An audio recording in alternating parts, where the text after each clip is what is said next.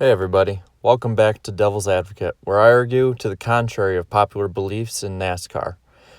Well, what do you know? 24 races into the season, and both Bristol races are firmly in the top 3 of best races this year. Travel back over 10 years ago, and everyone would be agreeing and saying, hell yeah, boy. Why the hell wouldn't they be good? But today is 2018, and for the past few years, many fans have argued that Bristol has been ruined. It wasn't as good as it was before. And I'd say from about 2011 to 2017, they were right. Sure, there were some gems like the 2012 night race and the 2016 spring race, but after seeing Bristol races of 2018, there is definitely a great case to be made that modern-day Bristol is actually pretty awesome, maybe even better than old Bristol. So to start, the spring Bristol race this past year had almost everything. It had beating and banging, comers and goers, wrecks, and tons of passing. For those of you who need a refresher, here's a few clips. Think about the traction. Oh, trouble. Oh, good grief. Chase Elliott. Oh, no. Michael McDowell.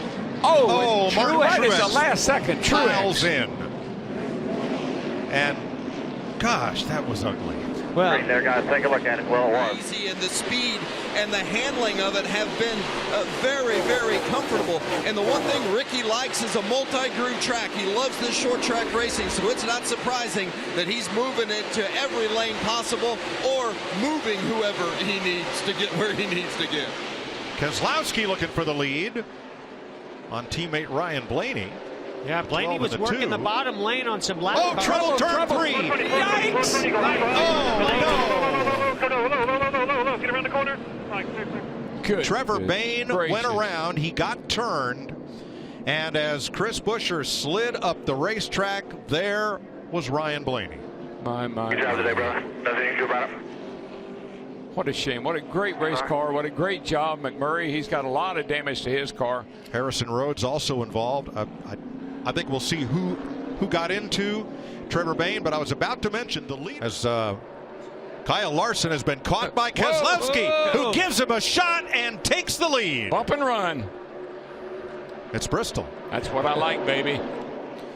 Kyle Larson last got tires at lap 122. Oh, look at Larson trying to pay him back. Larson Larson appreciate didn't- that. I guarantee he's one of those guys. He didn't like that one bit. And going to get a little dicey here between these three leaders. 6 Larson to go in trying to work stage 2. that top groove. Ooh, not enough grip up there yet. He's going to lose a position. I don't know. He's got a lot of steam down that back straightaway. Watch Larson go to the top. He Brad, says, well, look at Brad. He wants the bottom. Corey LaJoie is there. Brad gives him a bump, says, get out of my way. I'm the leader. I'm coming through. Oh. And there he goes. Wow. that's what I like. This battle for the lead up front. Bubba Wallace wants to lead this thing. He's going for the lead. Look at this. Wow. Bubba, go, baby, That go. is impressive. And the Richard Petty, number 43, goes to the lead in Bristol. Oh, man, you know the King's got to be jumping up and down. Of Corey A LaJoie. little bobble by the 42 of Larson is going to allow Kyle Busch to get right on his bumper. Boy, Kyle lets him know it too, doesn't he? He says, I'm here, and I'm coming. Open the door, let me in. Oh, there's going to be contact. Yeah, he sends There the it 42 up goes. the track, gets loose, Oh, takes the Larson lead. got big time loose. But he hung on to it. Larson is incredible out hanging on to a car out of control. 5 to go. What did I say about that bump and run? It works. I've seen it for years. If you can tell me with a straight face that the 2018 Food City 500 wasn't a good race, then you will impress me. Because this was the definition of a good race for almost everyone. It wasn't a wreck fest, it wasn't a boring follow the leader race, and it wasn't Bristol from 2011 to 2017.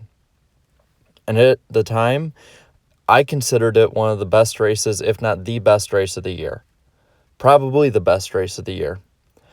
But that's changed. This race has been beat out. Because the 2018 Bass Pro Shops NRA night race was the best Bristol race of the year. And maybe the best race this whole season.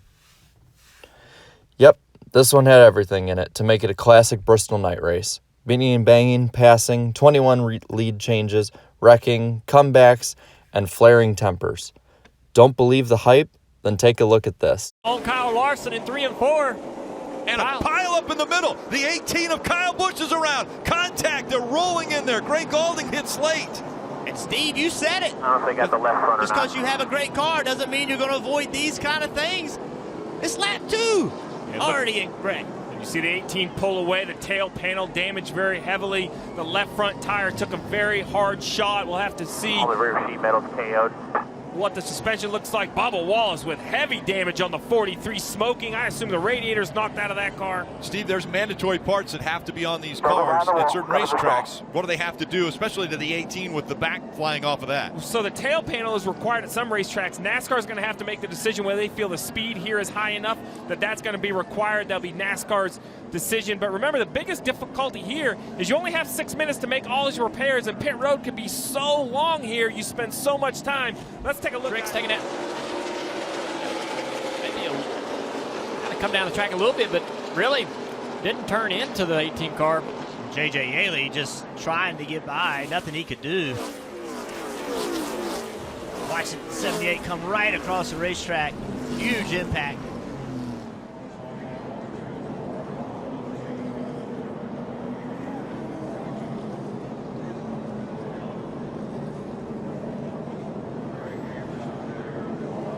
Great restart.